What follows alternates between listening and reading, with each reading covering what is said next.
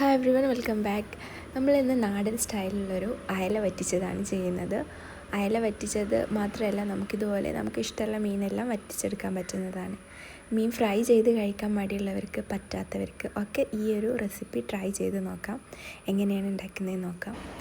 ഇതിനാവശ്യമായിട്ടുള്ള സാധനങ്ങൾ: 2 ടീസ്പൂൺ മുളക് പൊടി എടുത്തിട്ടുണ്ട്, 3 ടീസ്പൂൺ മല്ലിപ്പൊടി എടുത്തിട്ടുണ്ട്, 1/2 ടീസ്പൂൺ മഞ്ഞൾപ്പൊടി എടുത്തിട്ടുണ്ട്, ഒരു ചെറിയ കഷ്ണം ഇഞ്ചി ചതച്ചതുണ്ട്, ഒരു 4 അല്ലി വെളുത്തുള്ളി ചതച്ചതുണ്ട്, പിന്നെ ഒരു 5-6 ചെറിയ ഉള്ളി ചെറുതായി കട്ട് ചെയ്തതുണ്ട്.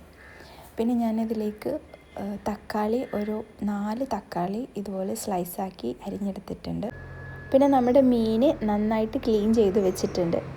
ഇനി ഇതുണ്ടാക്കുന്നത്: ഒരു ചട്ടിയിലേക്ക് കുറച്ച് വെളിച്ചെണ്ണ ഒഴിച്ച് കൊടുത്തിട്ടുണ്ട്. അത് നന്നായിട്ട് ചൂടായി വരുമ്പോൾ ഉലുവ, ഒരു 1/2 ടീസ്പൂൺ ഉലുവ ചേർത്ത് കൊടുക്കാം. പിന്നെ നമ്മൾ ചതച്ച് വെച്ചിട്ടുള്ള വെളുത്തുള്ളി ചേർത്ത് കൊടുത്തിട്ടുണ്ട്, ഇഞ്ചി ചേർത്ത് കൊടുത്തിട്ടുണ്ട്. ഇനി നമുക്ക് ഇതിലേക്ക് നേരത്തെ ചെറുതായി അരിഞ്ഞു വെച്ചിട്ടുള്ള ചെറിയ ഉള്ളി ഉണ്ടല്ലോ, അതും ഈ ഒരു ടൈമിൽ തന്നെ നമുക്ക് ആഡ് ചെയ്ത് കൊടുക്കാം. അതും കൂടെ ചേർത്ത് കൊടുത്ത് കഴിഞ്ഞതിന് ശേഷം നന്നായിട്ട് സോട്ട് ചെയ്യാം കേട്ടോ.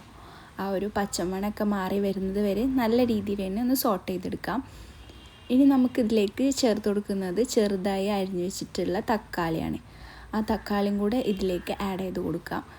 എല്ലാം കൂടെ ഒരുമിച്ച് മിക്സ് ചെയ്യാം കേട്ടോ. ഇതിലേക്ക് തക്കാളി കുറച്ച് അധികം എടുക്കാൻ ശ്രദ്ധിക്കുക കേട്ടോ. കാരണം നമുക്കിതിലേക്ക് നല്ല തിക്ക് ഗ്രേവി കിട്ടണമെന്നുണ്ടെങ്കിൽ നമ്മൾ തക്കാളി കുറച്ചധികം ചേർത്താൽ ഒരു തിക്ക് ഗ്രേവി ആയിട്ട് കിട്ടുന്നതാണ്. ഇനി ഈ ഒരു തക്കാളി നന്നായിട്ട് വെന്ത് വന്നിട്ടുണ്ട്. ഈ വെന്ത് കഴിഞ്ഞതിൻ്റെ ശേഷം നമുക്ക് ഫ്ലെയിം സിമ്മിലാക്കിയിട്ടിട്ട് ഈ മസാലകളെല്ലാം ചേർത്ത് കൊടുക്കാം. എല്ലാ മസാലകളും ഒരുമിച്ച് തന്നെ ഈ ടൈമിൽ തന്നെ ചേർത്ത് കൊടുക്കാം കേട്ടോ.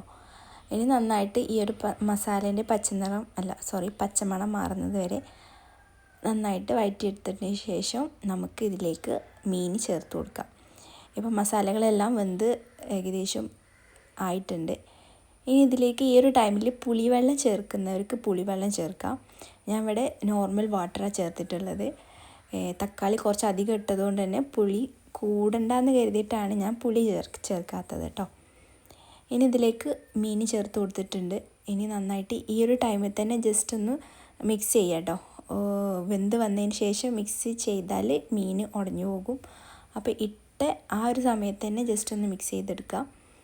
അപ്പോൾ കുറച്ച് ഉപ്പ് കുറവായിട്ടുണ്ടായിരുന്നു. അപ്പോൾ മീൻ ഇടുന്നതിൻ്റെ മുൻപ് തന്നെ നമ്മൾ ഉപ്പ് കറക്റ്റാണോ എന്ന് ചെക്ക് ചെയ്യണം കേട്ടോ.